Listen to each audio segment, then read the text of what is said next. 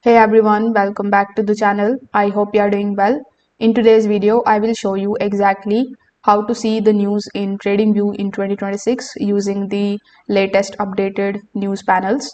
So if you are interested in purchasing the TradingView subscription, you can just check out the link of this Black Friday deal in the description. In this deal, you will get up to 80% off plus 1 month additional absolutely for free. Only one day left in this particular deal, so if you are interested, make sure that you use the link and explore the offers. Now here on tradingview.com, simply log in into your account if you haven't already.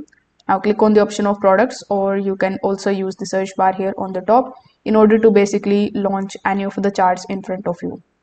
Now once you are here on the chart, simply right click on it, then come in the settings. You can also click on the settings icon here on the top right hand corner of the screen. By default, you will be on the symbols tab, or you can also be on any of the tabs by default. But among these tabs, you just have to come here on the events section.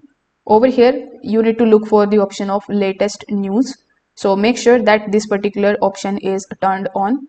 As you can see, when you click on the option of this toggle button, you will see this type of icon here in the bottom right hand corner of the screen. If I just disable it, this particular option will be disabled. So here, after enabling the latest news option, you can also enable the option of news notifications. So whenever there is a news, you will see a notification here in the bottom left hand corner. This way you will be able to know what news it actually is.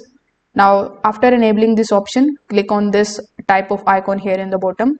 It is going to show you all of the latest updates and more events.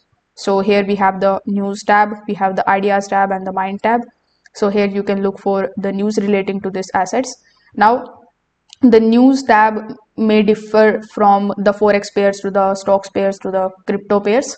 So as you can see, this is the gold chart, but here if I go to the Nasdaq chart, let's say, if I click on the settings icon, make sure that the latest news option is available here too. For the stocks as well, make sure that the latest news option is available here.